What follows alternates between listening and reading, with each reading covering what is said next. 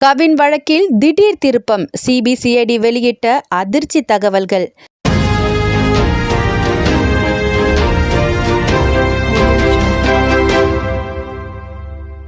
தமிழகத்தையே உலுக்கின Thoothukudi ID ஊழியர் கவின் ஆணவ படுகொலை வழக்க இன்னும் யாருமே மறந்திருக்க வாய்ப்பில்லை. சிபிசிஐடி இந்த வழக்கை இப்ப தீவிரமா விசாரணை நடத்திட்டு இருக்காங்க. இந்த நிலையில கவினை படுகொலை செய்த சுர்ஜித்துக்கு திட்டம் வகுத்து கொடுத்தது உள்ளிட்ட அனைத்து வேலைகளையும் கூட இருந்து செய்தது சுர்ஜித்தோட அப்பா SI சரவணன் தான் சிபிசிஐடி தரப்புல நீதிமன்றத்துல வாதம் முன்வைக்கப்பட்டிருக்கு.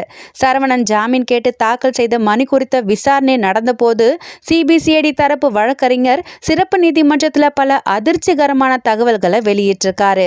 அதுல முதல் குற்றவாளியான சுர்ஜித்தோட திட்டம் எல்லாமே அவரோட பெற்றோருக்கு முன்கூட்டியே தெரிஞ்சிருக்கு. சிறையில இருக்கிற சரவணனுடைய மனைவி கிருஷ்ணகுமாரி இன்னும் தலைமறைவாகத்தான் இருக்காங்க.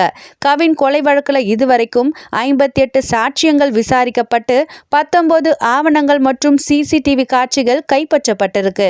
அதோட சுர்ஜித், சரவணன் 2 பேருமே வாக்குமூலமும் கொடுத்திருக்காங்க. சரவணன் கொடுத்த வாக்குமூலத்தோட அடிப்படையில அவரோட உறவினர் ஜெயபால் கைது செய்யப்பட்டிருக்காரு. மகள் சுபாஷினி மற்றும் கவினோட காதல் விவகாரம் சரவணனுக்கு முன்கூட்டியே தெரிஞ்சிருந்த நிலையில மகன் சுர்ஜித்துக்கு போலி எண் கொண்ட 2 சக்கர வாகனத்தை கொடுத்ததுல இருந்து கொலைக்கு பிறகு உறவினர் ஜெயபால் குவாரிக்கு போய் ஆதாரங்களை அழிக்கவும் சுர்ஜித்துக்கு அட்வைஸ் பண்ணியிருக்காரு சரவணன். மகள் சுபாஷினி கவினை காதலிக்கிறது பிடிக்காத சரவணன் தன் மகள் சுபாஷினியை விட்டே என் பெற்றோர் உங்களை பார்க்க விரும்புறாங்கன்னு கவின் கிட்ட சொல்ல வச்சிருக்காரு. இதை நம்பி சுபாஷினி தம்பி சுர்ஜித் கூட கவின் போன போது சுர்ஜித்தை அவர் கொலை செய்ய ஆல்ரெடி மிளகாய் பொடியையும் அரிவாளையும் ரெடியா வச்சிருந்திருக்காரு. கவினை கொலை செய்து முடிச்சதும் சுர்ஜித்தை அப்பா சரவணன் ஒரு தனியார் கல்லூரி பக்கத்துல சந்திச்சு ரத்த கரை படிஞ்ச அவரோட சட்டையை எரிச்சு 2 சக்கர வாகனத்தோட நம்பர் பிளேட்டை மாற்றவும் சொல்லியிருக்காரு.